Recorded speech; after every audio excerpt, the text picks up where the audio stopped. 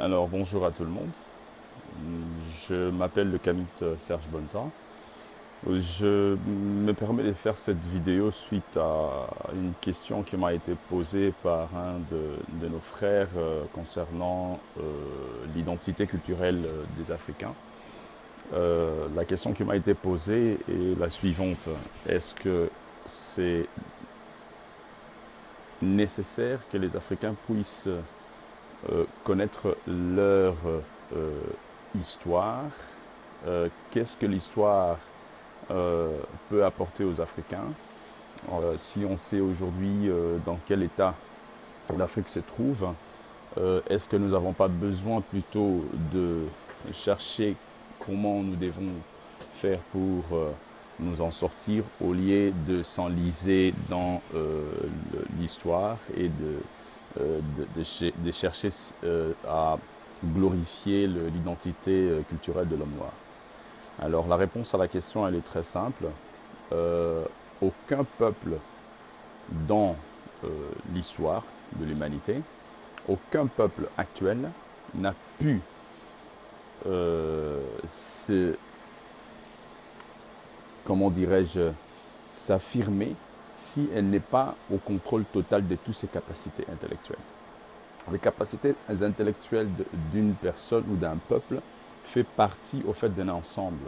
Elle fait partie d'un certain nombre de fondements. Elle fait partie de, disons, du monde culturel où même lui, il est issu. Donc ça veut dire l'identité de la personne. Et cette identité culturelle est le ciment qui fait que un peuple puisse émerger dans le futur. D'accord? Chaque peuple qui a connu une sorte de persécution, si vous voulez, ou bien chaque peuple qui a connu un déclin dans l'histoire de l'humanité, a besoin de passer via un certain nombre de processus de renaissance. Le processus de renaissance, c'est cela qui fait que le peuple redevient comme il était auparavant. Et disons peut-être que le peuple va aller puiser dans sa source culturelle à elle-même pour prendre un certain nombre disons, de savoir-faire hein, ancestral et le mettre dans le présent, en pratique, pour préparer l'avenir. Voilà en quelques mots la définition même elle-même de l'histoire. Parce que si un peuple n'est pas capable de se rappeler ce qu'il était auparavant, il ne peut pas émerger dans le présent et préparer son propre avenir. Parce que ça sera un peuple fragile, premièrement, et deuxièmement, ça sera un peuple qui sera à la merci des autres peuples. Hein. C'est l'exemple des peuples africains actuellement. C'est un peuple dont l'histoire, disons, du 15e siècle jusqu'au 19e siècle, au 21e siècle, euh, qui a passé à un stade, disons, premièrement, disons, de déportation, donc on a connu l'esclavage, et puis, dans ce processus de déportation, a suivi un certain nombre de périodes d'aliénation culturelle complètement, qui a fait que la population africaine a perdu sa mémoire. Qu'est-ce qu'une mémoire?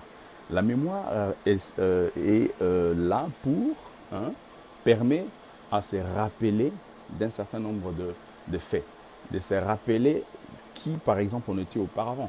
Parce que la mémoire, ce qu'on appelle aussi la mémoire historique, bien sûr, est celui qui fait que l'homme, ou bien l'être humain, puisse euh, faire en sorte que dans le présent, hein, qu'elle ait les capacités intellectuelles qu'elle a pour pouvoir aller de l'avant. Donc il doit se rappeler de ce qu'il était auparavant, de se rappeler comment il faisait pour, disons, mettre en place un certain nombre de pratiques, si vous voulez, qui le permettaient justement à l'évolution de son comportement, peut-être si vous voulez, de sa façon de vivre avec les gens, ou bien comment est-ce que ses ancêtres faisaient pour faire le commerce, comment était l'économie de ses ancêtres. Donc il y avait tout un certain nombre de structures qui étaient en place à ce moment-là, qui faisaient que ses ancêtres étaient justement un peuple qui était paisible et puissant à l'époque. Parce qu'aujourd'hui, les Africains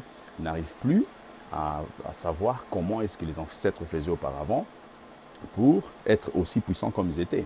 Parce que quand on regarde l'histoire de l'Afrique avant la colonisation, nous allons comprendre que les Africains étaient un peuple qui avait le contrôle total de toutes ses capacités. Ça veut dire qu'ils avaient un certain nombre de structures, un certain nombre de principes qui étaient mis en place, qui faisaient en sorte que les Africains, donc nos ancêtres, pouvaient réussir dans toutes leurs entreprises. Mais le contraire, c'est ce que nous voyons aujourd'hui. Les Africains rentrent dans le paradigme occidental, pensent que la façon de vivre à l'occidental est, disons, propice ou bien s'adapte à leur identité culturelle, tandis qu'ils savent que ils ne savent pas que les Africains aujourd'hui n'ont pas la même culture que les Européens. C'est-à-dire qu'ils n'ont pas même la façon de voir le monde que les Européens.